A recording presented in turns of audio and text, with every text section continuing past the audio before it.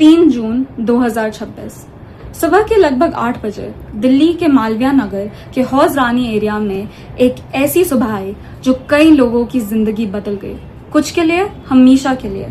लेकिन उस रोज जब आग ने एक पूरी इमारत को अपनी आगोश में ले लिया था, कुछ लोग थे जो भागे नहीं, जो रुके, जो अंदर गए। आज हम बात करते हैं उन असली हीरोज की जिनका नाम हिस्ट्री में दर्ज होना चाहिए।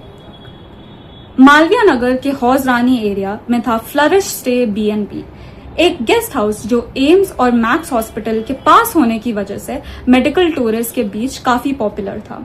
3 जून को सुबह 8 बजे के आसपास आग लगी और एक पल में ही पूरी बिल्डिंग आग की लपेटों में आ गई थी। बिल्डिंग का मेन गेट सिर्फ 5 से 6 फीट चौड़ा था और उस पे एक इलेक्ट्रॉनिक लॉक लगा था। जब आग लगी, बिजली चली गई थी और लॉक बंद हो गया था। कोई भाग ही नहीं सकता था। लोग खिड़कियों से बाहर झांक रहे थे, चिल्ला रहे थे, हेल्प हेल्प। ऊपर के फ्लोर्स में लोग फंसे हुए थे, नीचे कंक्रीट रोड थी, सामने थी मौत और तब आई इंसानियत। पहला नाम है रियाजुद्दीन मंसूरी, एक गद्दे के व्यापारी, और उनके साथ उनके बेटे अरमान मंसूरी। बिल्डिंग के सामने ही थी इनके गद्दे रजाई की दुकान। जब उन्होंने देखा कि लोग ऊपर से छलांग मारने पर मजबूर हो रहे हैं तो उन्होंने एक पल नहीं सोचा। बिना एक पल गवाए दोनों ने अपनी दुकान के करीब 20 से 25 गद्दे और रजाइयां सड़क पर बिछा दिए। करीब 2 लाख रुपए के सामान के परवाह किए बिना उन्होंने सिर्फ एक बात सोची, अगर इन गद्दों पर गिरकर किसी की जान बच सकती है तो यही सबसे बड़ी कमाई होगी उनके लिए। प्रत्यक्षदर्शियों और स्थानीय लोगों ने बताया कि रियाजुद्दीन और अरमान की इस सूझबूझ ने कई लोगों को गंभीर चोटों से बचाया और कम से कम 8 लोगों की जान बचाई। अरमान ने बाद में PTI को ये बताया, उस वक्त हमने कुछ नहीं सोचा, जितनी रजाइयां गद्दे चाहिए थे सब दे दिए। ये था एक बाप और बेटे का प्यार, उनके परिवार से नहीं बल्कि अनजान लोगों के लिए।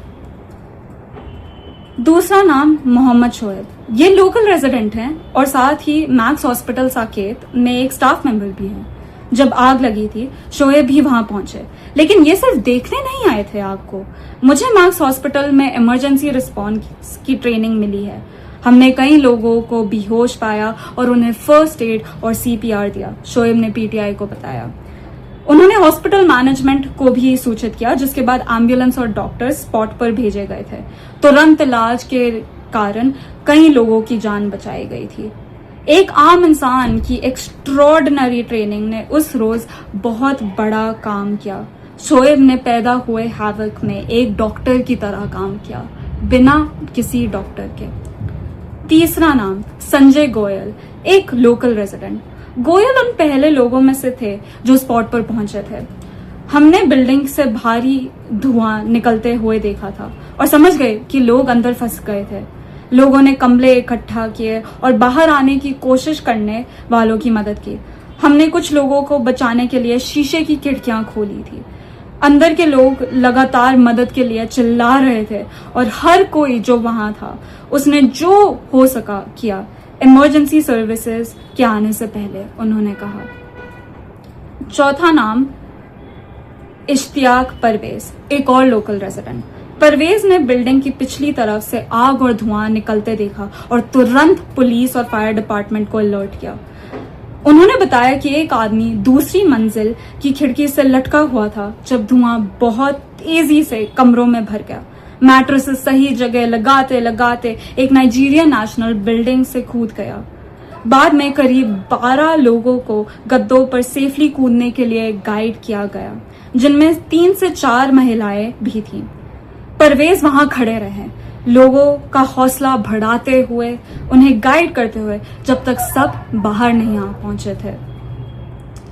और इन सब के साथ थे 50 से 60 आम लोग, वेजिटेबल वेंडर्स, शॉपकीपर्स, राहगीर, जिन्होंने मिलकर ईंटें, पत्थर और डांडियों से खिड़कियां तोड़ी ताकि धुआं बाहर निकल सके और ऑक्सीजन अंदर पहुंचे। एक फॉरेन वुमेन और उसके बच्चे को रोप के जरिए बचाने की कोशिश की। वो गद्दों पर गिरी और जिंदा बची। उसके पति ने पाइप पकड़ के सेफली नीचे उतारे। लोकल रेजिडेंट अनीता चौधरी ने भी आवाज उठाई और लोगों को इकट्ठा किया। यहाँ तक कि दिल्ली पुलिस के 10 जवान जो अंदर घुसे वो भी जख्मी हुए, लेकिन सब अब स्टेबल कंडीशन में हैं।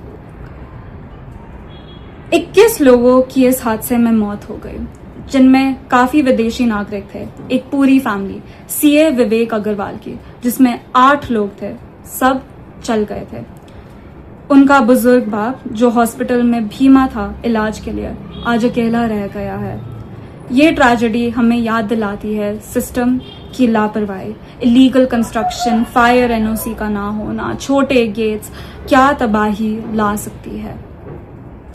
लेकिन जब सिस्टम फेल होता है तब इंसान नहीं हारता। रियाजुद्दीन, अरमान, शोएब, संजय, इश्तियाक और वो 50 से 60 आम लोगों ने ये सब साबित किया है। ये लोग कोई सुपर हीरो नहीं है, कोई यूनिफॉर्म नहीं थी इनके पास, कोई बैज भी नहीं था, बस था एक दिल, और वो दिल कहा रुक, कुछ कर। अगर आपको ये स्टोरी टच कर गए, शेयर जरूर करना, ताकि ये हीरोज की कहानी ज्यादा से ज्यादा लोगों तक पहुंच सके। जय हिंद।